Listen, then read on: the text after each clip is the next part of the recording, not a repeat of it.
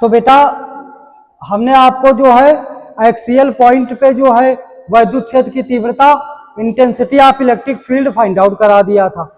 E is equal to 1/4πε0 2p/r³ जो है axial point पे निरक्षीय स्थिति में जो है हमारी जो है वैद्युत क्षेत्र की तीव्रता जो है निकल के जो है हमको मिल गई थी, उसका पूरा डेरिवेशन हो गया था। अब हम आपको बताएंगे जो है वैद्युत क्षेत्र की तीव्रता ड्यू टू डाइपोल, डाइपोल के द्वारा जो है एट इक्वाटोरियल पॉइंट। तो उसमें हमने आपको जो है आधी चीजें कवर करवा दी थी, ठीक है, और कुछ चीजें जो है बची हुई थी वो हम आपको जो है लास्ट में जो 2-3 लाइन का जो है लास्ट फाइनल डेरिवेशन बचा हुआ था वो हम आपको करवाएंगे।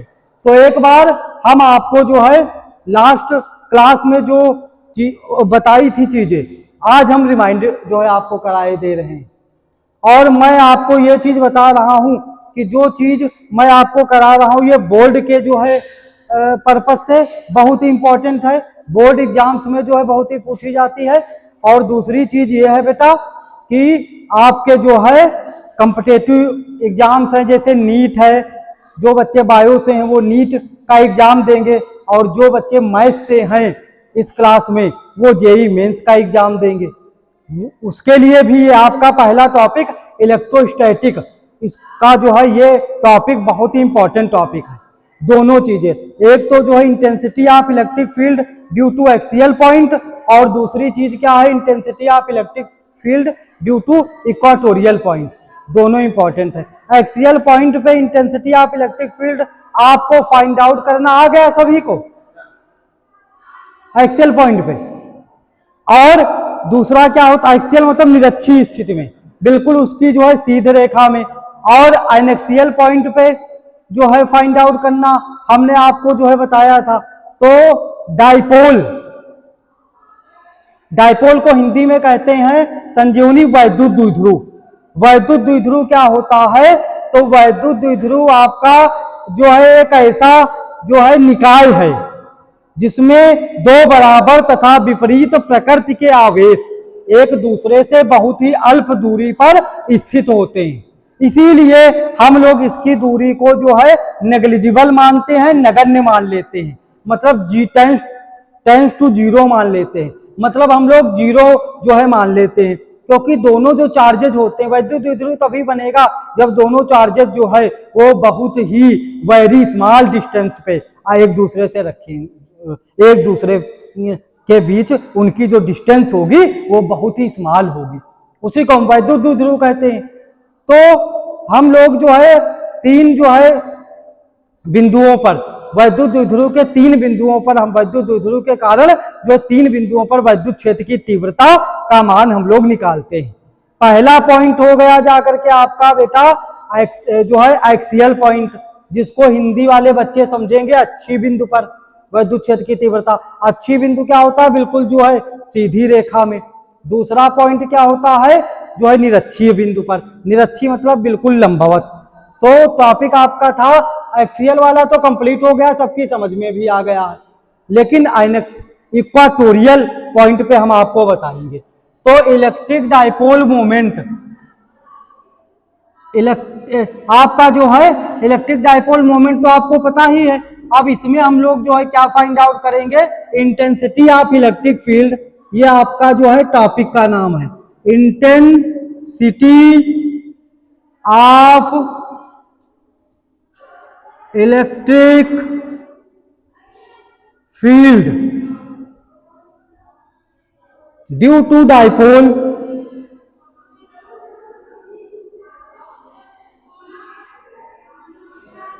एट इक्वाटोरियल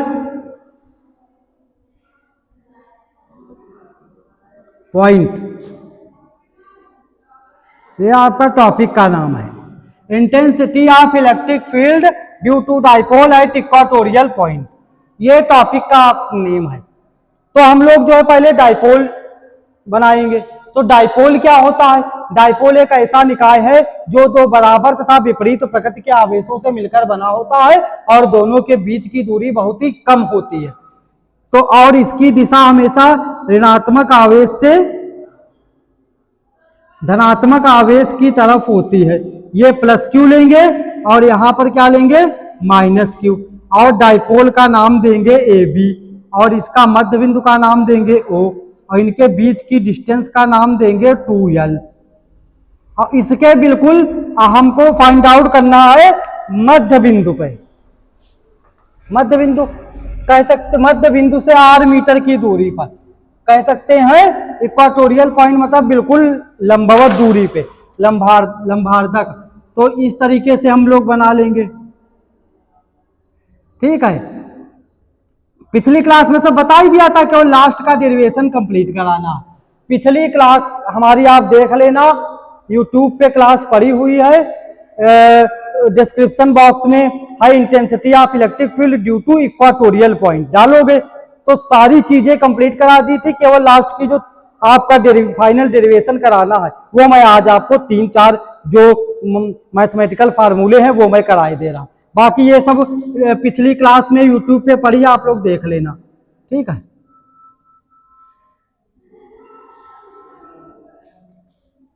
ओ से r मीटर की दूरी पर, तो r मीटर की दूरी पर एक बिंदु आपका P है, ठीक है। ये आपका L है, ये आपका बेटा L है,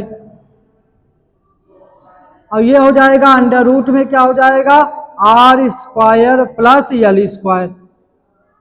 ये भी क्या हो जाएगा, अंडर रूट में r square plus L square.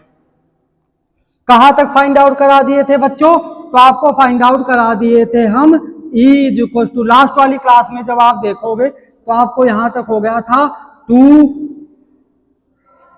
× 1/4 pi epsilon not, और क्या था आपका Q अपान जो है क्या था r square plus L square, यही था।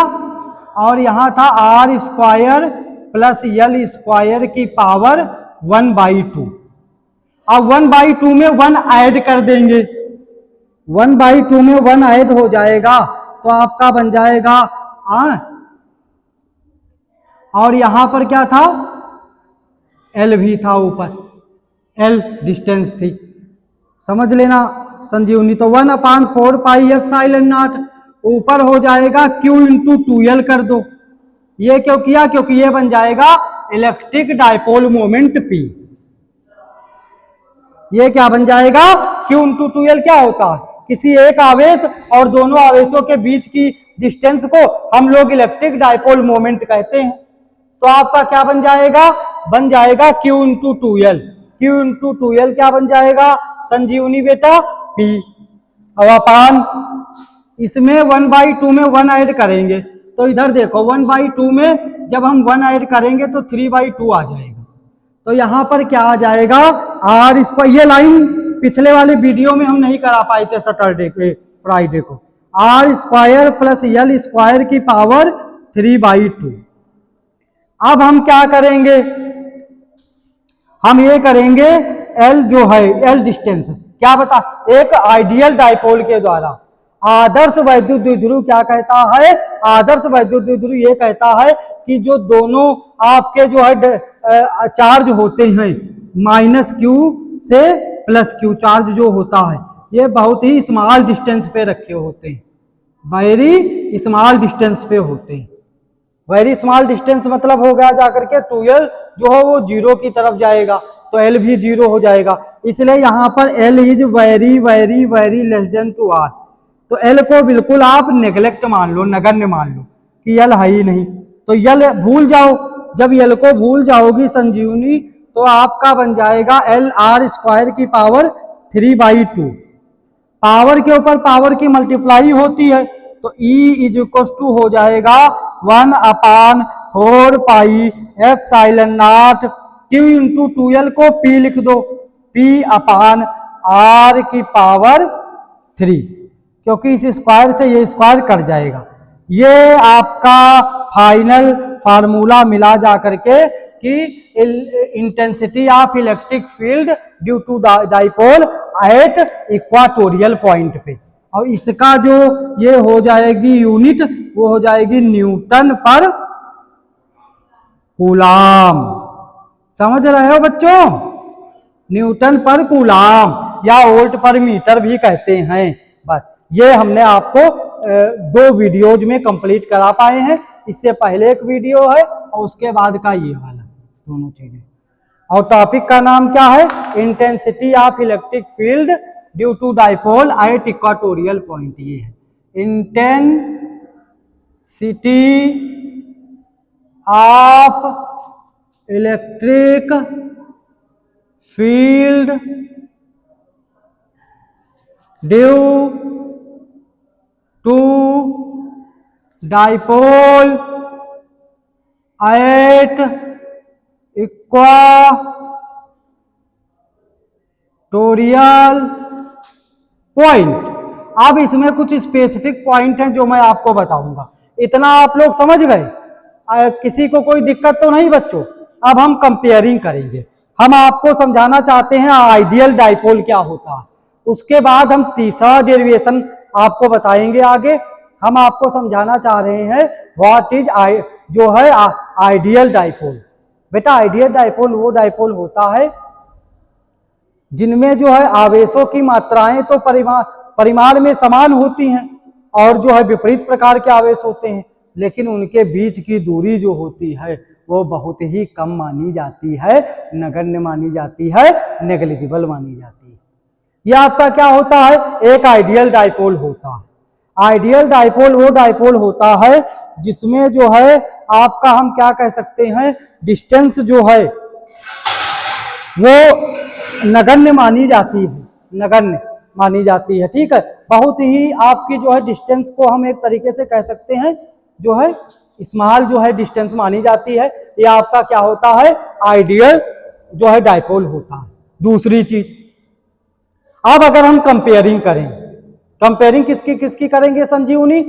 जो है intensity of electric field due to dipole at, इससे पहले एक्सियल पॉइंट पे, तो क्या निकल के आया था? E is equal to 1/4 pi epsilon naught 2p, उसमें था 2p अपान r की पावर 3।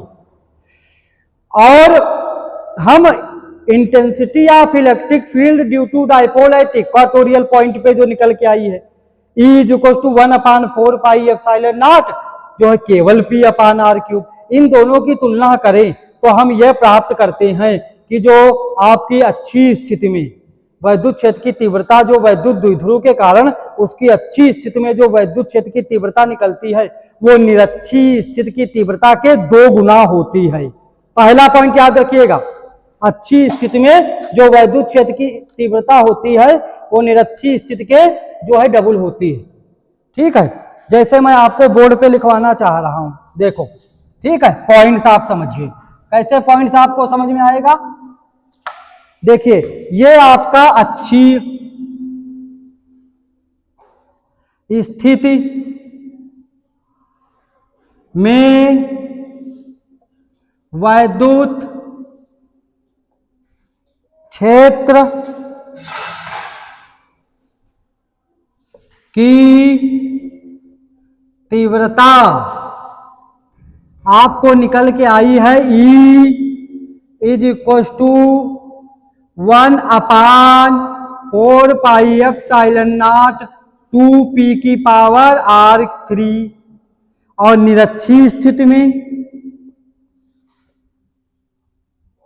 E एक्सियल लिख लो इसको, निरक्षीय स्थिति में वैद्युत वाला मार्कर ले आओ, क्षेत्र ले आओ की तीव्रता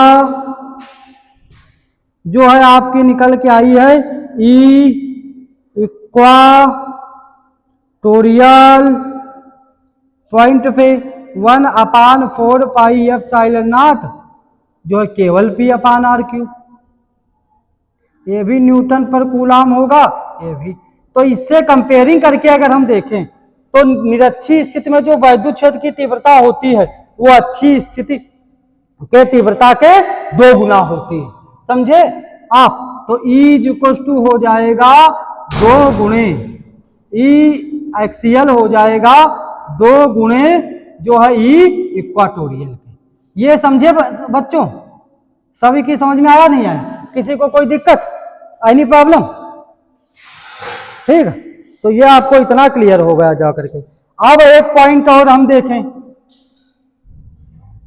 जो वैद्युत द्विध्रुव के कारण जो तीव्रता निकल के आती है वो तीव्रता होती है ई इज जो है आपका इन्वर्सली प्रोपोर्शनल आर की पावर क्यूब के। और किसी बिंदु आवेश के कारण, किसी बिंदु आवेश के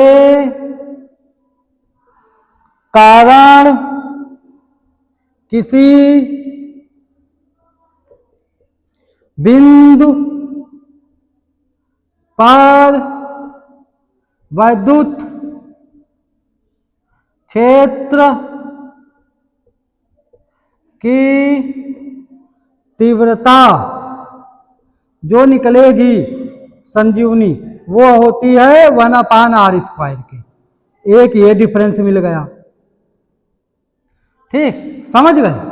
किसी बिंदु आवेश के कारण किसी बिंदु पर वैद्युत क्षेत्र की तीव्रता जो है दूरी के वर्ग के बराबर होती है, और किसी आवेश के कारण किसी बिंदु पर वैद्युत क्षेत्र की तीव्रता जो होती है वो आपकी जो है बराबर होती है दूरी के वर्ग के। इतना क्लियर हो गया? तो ये हमने आपको बता दिया, जो कि बोर्ड का बहुत ही इंपॉर्टेंट टॉपिक है।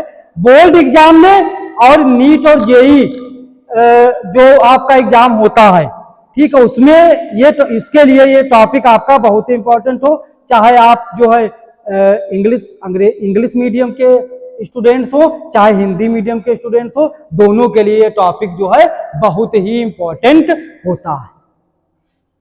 ठीक है, अब हम आपको बताएंगे कि यूनिफॉर्म इलेक्ट्रिक फील्ड क्या होता है, एक समान वैद्युत क्षेत्र क्या होता है, what is uniform electric field. और उस यूनिफॉर्म इलेक्ट्रिक फील्ड में रखे वैद्युत द्विध्रुव पर लगने वाला बल, वो हम बताएंगे आपको। बहुत इंपॉर्टेंट टॉपिक ये भी है। एक समान वैद्युत क्षेत्र में रखे वैद्युत द्विध्रुव पर लगने वाला बल का मान हम लोग निकालेंगे। तो एक समान वैद्युत क्षेत्र वो क्षेत्र होता है जिस क्षेत्र में रखने पर जो है उस पर जो है बल का जो मान होता है। भाई वैद्युत क्षेत्र क्या होता है? किसी बिंदु आवेश के कारण जो है उसके चारों तरफ उत्पन्न जो है क्षेत्र को हम लोग क्या कहते हैं? वैद्युत क्षेत्र कहते हैं। किसी भी बिंदु आवेश के कारण कोई जो है आपका जो क्षेत्र उत्पन्न होता है, अगर उस क्षेत्र में किसी भी आवेश को हम लाते हैं, वो क्षेत्र में किसी भी आवेश को हम लाते हैं, तो वह आवेश जो है अपने ऊपर किसी भी प्रकार के बल का अनुभव करता है, एक्सपीरियंस करता है। तो इस प्रकार के हम लोग जो है क्षेत्र को वैद्युत क्षेत्र कहते हैं। बंद।